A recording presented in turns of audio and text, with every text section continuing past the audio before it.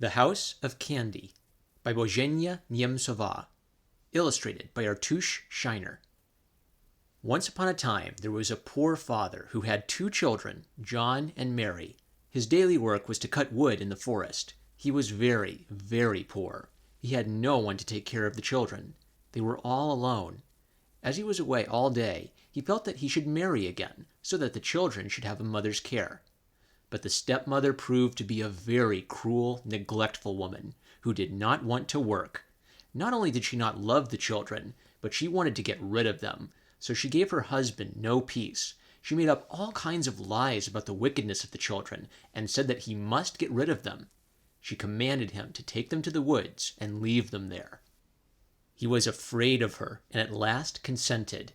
Therefore one day he said to the children with a sad heart, "Take your little baskets and come with me to the woods to pick strawberries." They jumped with joy, and at once taking their little baskets, they went most happily with their father to the woods. When they were deep in the forest, the father led them to an open place where there were many berries. In fact, the place was red with the luscious fruit. "Now, dear ones," he said, "pick all the berries you please while I am away. As long as you hear me cutting wood, you will know that I am nearby."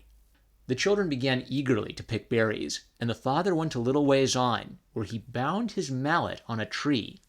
It swung back and forth in the wind, hitting the tree and making a noise like the cutting of wood.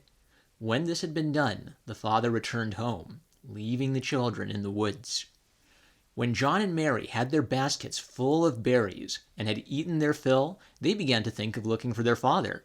They went to the place where they had heard the sound of the swinging mallet, but they saw nothing of their father, only the mallet hitting against the trees. The mallet was a big hammer, which he used for driving in the wedges to split the logs.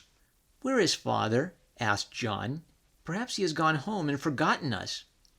Now Mary had perfect trust in her father. She could not think that he would willfully desert them. She said to John, "Why do you think that? Surely he is somewhere near and will come for us, no doubt." So they waited for quite a while. They ate from their little baskets till the berries were all gone. Then they filled them again. And so the time was flying. Before it grew quite dark, the sound of the mallet ceased, and the children began to be frightened. They took their baskets and once more looked for father. The sun had set and evening had come. They called, "Father, where are you?" But no sound came to answer them.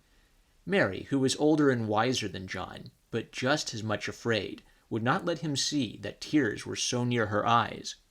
Then she tried to comfort him by saying, "Wait a minute, I will climb up in a tree from which I can perhaps see a light. Then we will go towards it." Up the tree she scrambled. It was so high that she could see from its top in all directions. After a while she saw a light gleaming in the distance. "Oh, John, I see a light. Let's go towards it." Down she came, and they started. Following the light, they came to a tiny little house. It was such a funny little house. They felt of it with their hands, and then they saw that it was made of candy. John was delighted. Now he felt that he could have all the candy he wanted. At once he scrambled up on the roof to break some off, to throw down to Mary, who was still afraid that some harm might come to them. But John was already on the roof and had peeled off some candy, which he had thrown down to her. They went to its little window and peeked in. There they saw an old man and woman sitting by the fire. At first they thought they would knock and ask for something to eat, but Mary was afraid. The moment the candy was broken off, the old woman said, "What is that? I hear a noise. Surely someone is breaking into our house. See who's there."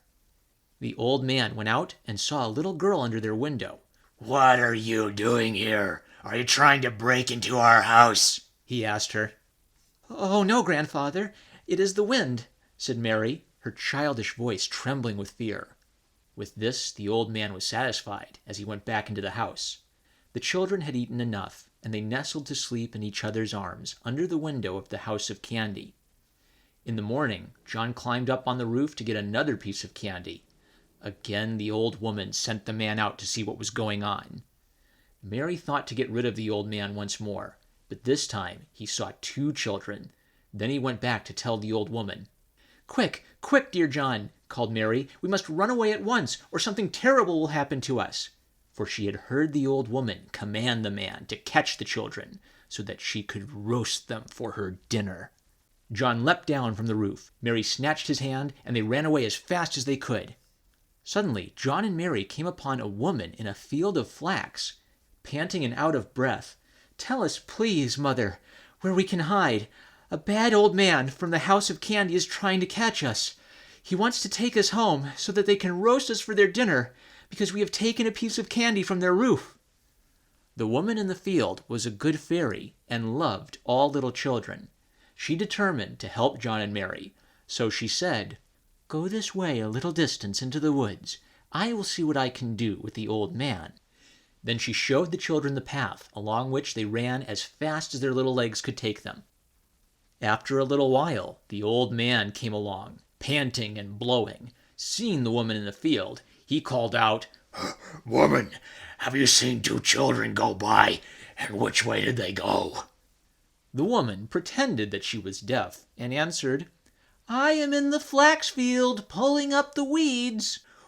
"Woman, I ask you if you have seen 2 children pass this way." But she continued, "I shall weed the flax until it is ripe." Raising his voice, "Listen to me, woman. Have you seen 2 children go by here?" "When we shall have gathered the crop, we shall clean the seeds and then moisten the flax," said the woman. This time the man fairly shouted, "Stupid! Don't you understand me? Have you seen 2 children pass this way?" "When we have moistened the flax, we shall spread it out in the sun to dry," she kept on. "Woman, are you deaf?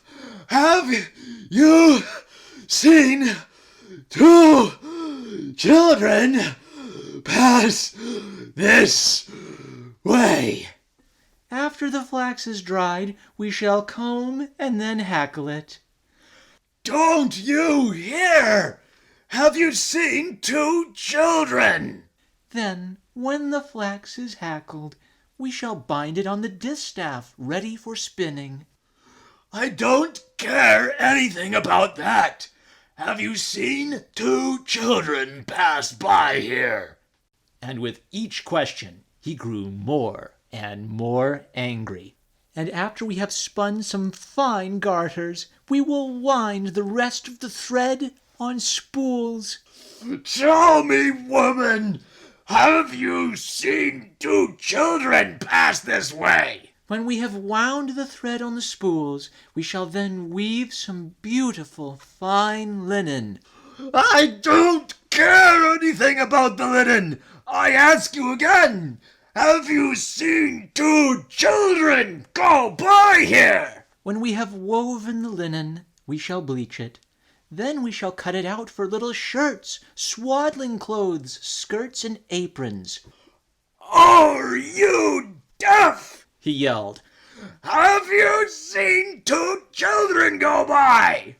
Oh yes, oh yes. What are we going to do with it? Finally, we shall make tinder from it. Then the flint, when it strikes, will make a tiny spark. The fire of God will not consume it. The fire will become smoke. The smoke, wind. That is the end of my story." "I did not ask you anything about that," thundered the old man. "What I want to know, did you see 2 children pass this way?" Children? Children? You should have told me that in the first place. Of course I saw them. They went that way, by the path through the fields, down to the brook where the willows are. But you will never catch them, for they flew like hawks. At this, the woman showed the man the opposite side to which she had directed the children. Then the old man recognized that he had been outwitted. He frothed with rage and turned back home. When he had gone, the woman disappeared from the field, and the children reached home in safety. The father was very glad to get them back. The end. Originally published in Prague in 1921, the text of this book is in the public domain. Read for you by #1 Marmaduke fan. If you would like to support me in creating more audiobooks of classic fairy tales and folklore, please consider liking this video, subscribing, clicking the bell icon to receive notifications of future videos, and please consider checking out my Subscribe Star, the better alternative to Patreon. I thank all of my backers on this channel at the end of every video I make. With that, I'm #1 Marmaduke fan. I love you guys, and I'll catch you later. Boo boo boo boo boo doo boo. What are you doing here? Are you trying to break into our house? Stupid! Don't you understand me? Have you seen 2 children pass this way? Don't you hear? Have you seen 2 children? Then, when the flax is hackled, we shall bind it on the distaff, ready for spinning. I did not ask you. What I want to know